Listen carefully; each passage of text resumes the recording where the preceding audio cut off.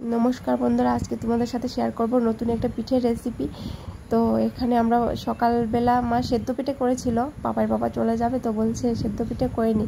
अच्छा ठीक आछे। तो सेদ্ধ पिठे करते करते हठाৎ मने पड़लो जे छोटोबेला खेताम এই चई पिठे आमादेर पिसिও बानातो। तो मा बोलछे अच्छा ठीक आछे, आमि तो भाबछिलाम पायेस करबो, ताहले चई पिठे कर तोरा एखन। तो अनेकक्षण लेगेछिलो এই चई पिठेगुलो बानाते। आमि आमार दुई बोन और पापार पापा রেগে গেছিলো। तो আমরা সকাল ৮টায় বসে প্রায় 11:30টার দিকে উঠেছি।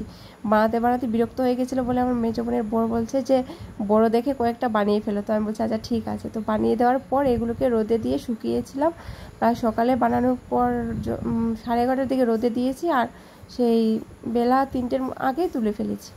তারপর মা বলছে যে বিকালের দিকে যে দুধ এখন বানিয়ে ফেলে, আর ওই দিন প্রচণ্ড গরমও পড়েছিলাম। বলছে ঠিক আছে বানিয়ে নাও। তো মা গ্যাসের মধ্যে দুধটা গরম করছিল, করে জাল দিচ্ছিল আর ওইদিকে ওইগুলো রেডি করে রেখে দিয়েছিল চই পিঠেগুলো। এগুলো মানে পুরো শুকিয়ে চালের মতো হয়ে গেছিলো আর বড়োগুলো আলাদা করে রেখেছে। তো দুধটা একটু বেশি হয়ে গেছিলো। তো মা ঘরের মধ্যে ক্ষীর মিক্স ছিল, মা বলছে যে ক্ষীর মিক্সগুলো দিয়ে দেই তাহলে একটু ঘন হবে। আমি বলছি আচ্ছা ঠিক আছে দিয়ে দাও, তাহলে বেশ ভালোই হবে খেতেও, আর একটু মানে স্বাদ লাগবে। তো মা ক্ষীর মিক্সগুলো দিয়ে অনেকক্ষণ জাল দিচ্ছিল। আর ক্ষীর মিক্সগুলো তো হতে একটু টাইম লাগবে, আর ওইগুলো তো গুঁড়ি মানে চালের মতো হয়ে যাবে তাড়াতাড়ি।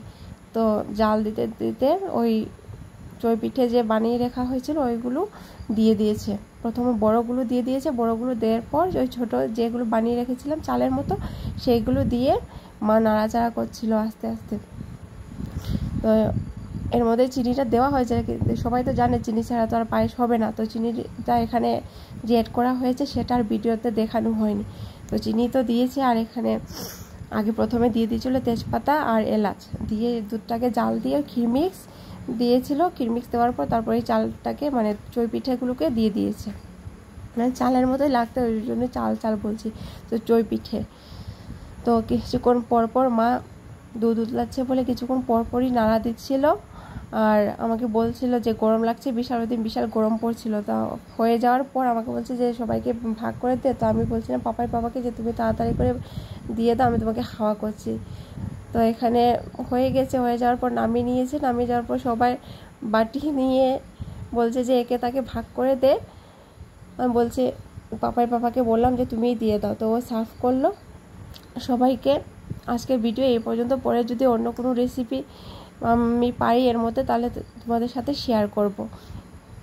তো এই চই পিঠের রেসিপিটা তোমাদের কেমন লাগলো তোমরা কমেন্ট করে জানাবা, আর ভালো লাগলে লাইক কমেন্ট শেয়ার করে দেবা। আমাদের সবার কাছে তো খুব ভালো লেগেছিল, আর তোমরা টেস্ট করতে পারো, এরকম বানিয়ে ট্রাই করতে পারো বাড়িতে যদি ভালো লাগে। এই আজকের ভিডিও এই পর্যন্ত। তোমরা সবাই ভালো থেকো, সুস্থ থেকো, নমস্কার।